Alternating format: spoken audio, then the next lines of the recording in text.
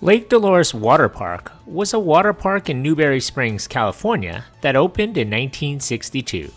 Thank you for your suggestion. Lake Dolores, the magical water world that features the most exciting high-speed water slides. The family fun place that offers relaxation and incredible thrills just off the I-15 Las Vegas freeway near Barstow. Call now for special rates. Glide down the 200-foot water slides, up to 50 miles an hour. Good, clean, safe fun. A thrill a second.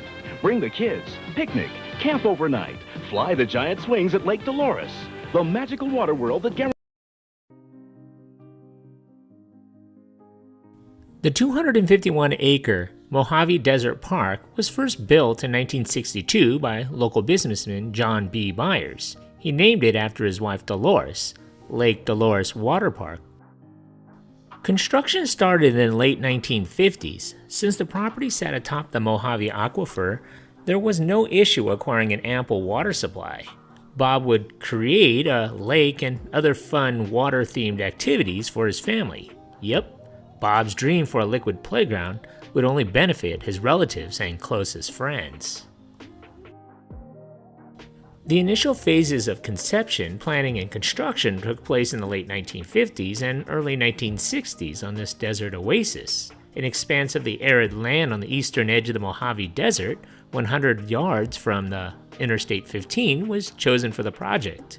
The area contained underground springs fed by the Mojave Aquifer. Lake Dolores, the body of water, was a 273-acre man-made lake fed by the natural springs. In May of 1962, he built a small campground for the public. People who loved water, riding motorbikes across the desert, or just enjoying a Mojave nightscape descended on the place, as well as people traveling on Interstate 15 between Los Angeles and Las Vegas, gave the campground some business. Over the next 25 years, rides and attractions were added and the site evolved into a water park, which was advertised on television with the slogan, "The Fun Spot of the Desert." The park featured 8 identical 150-foot 60-degree angle steel water slides mounted side by side on a man-made hill. Riders rode on small plastic floaties which skimmed 40 to 50 yards across the lagoon when they hit the water at the slide's end. Nearby were 2 V-shaped water slides, also roughly 150 feet long, which was ridden standing up. The slides ended with about 15 feet above the water, shooting the standing rider out of the end of it like a human cannonball. On the zipcord ride, riders hung from a handheld device attached to a guide wire for approximately 200 feet at a 30-degree downward angle. At the end of this wire, the hand grip would slam into a blocking mechanism and come to a stop above 20 feet above the water, with the momentum thrusting the hanging rider 20 feet forward into the lagoon. In the middle of the small adjacent lake were 3 high diving boards and 3 trapeze-like swings hanging from an A-frame structure, mounted on a 20-foot high platform. Riders launched themselves from these swings into the lake. Lake Dolores also had a lazy river, bumper boats, and even a go-kart track. The park saw its peak attendance between 1970 and 1980. However, as family-friendly Vegas flourished and Wet n Wild opened on the Strip in 1985, business declined and Lake Dolores Resort was forced to close due to legal and financial troubles. Bob sold the park to investors in August of 1990. The new investors made plans to reopen the water park. One of the investors, Terry Christensen, was a former Marine and general contractor who'd built 4 water parks for other businessmen and decided it was time for his own, a 1950s-themed water park. In 1995, the original water slides on the hill were removed to make room for new installations and renovations began. On July 4th, 1998, the park reopened under a new name, Lake Dolores Rockahula Water Park, with the world's largest family raft ride at the time, they claimed. On June 26, 1999, Insomniac Events held the annual Electric Daisy Carnival, EDC, an all-night rave at the water park. It was expected to attract 5,000 people, but ended up welcoming an estimated 10,000 people.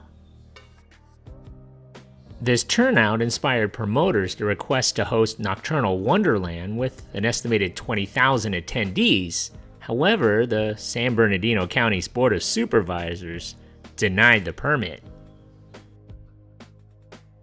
Shortly after, James Mason, a 23-year-old employee, decided it was a good idea to use one of the slides after hours. He crashed into a barrier at the end of the water slide, which rendered him a paraplegic.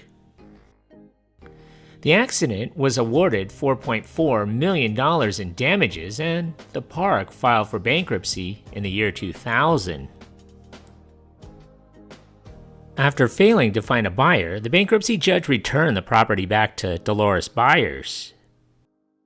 It last opened in 2002 as a Discovery Water Park for only about 2 years. When it closed in 2004, the slides were sold off to other parks, while the other structures were left to crumble. The abandoned aesthetic made it an attractive filming location, and it was featured in Top Gear Season 5 in 2014, and a Tony Hawk commercial in 2015. Dirt, overgrown trees, barren stretches of land, graffiti, spray paint cans, and litter mark the site. Barbed wire and chain link fence around the property needs repair. 3 separate attempts have been made to launch a park in the location. The location is private property, but urban explorers have documented ventures into the property for years. It has since traded hands twice between investors, last selling for $1.5 million in 2013, and the owners seem to be set on reviving the property. Problems? We have no issues here. The resort is still in the planning stages and leadership being looked into very closely. Be ready, Lake Dolores staff wrote on Facebook in September of 2016. In March of 2019, they wrote, "We will once again rise above the tiny grains of sand and once again become the oasis in the middle of the desert." But on August 2, 2021, G&GF Enterprises LLC listed the property for $11 million. The San Bernardino Assessor's Office values it at $1.25 million. A proposed 5-phase development plans include a lake resort, camping grounds, a restored and upgraded water park, public services such as water and sewer treatment plants, fire protection, library, museum, amphitheater, and commercial retail with hotel, restaurants, gas station, and a food court? One observer noted, "It's so damaged it's hard to imagine making any functional use of the structures and remains of the old water park that are still standing. The potential buyer would have the water rights and permission to develop the property for any commercial use."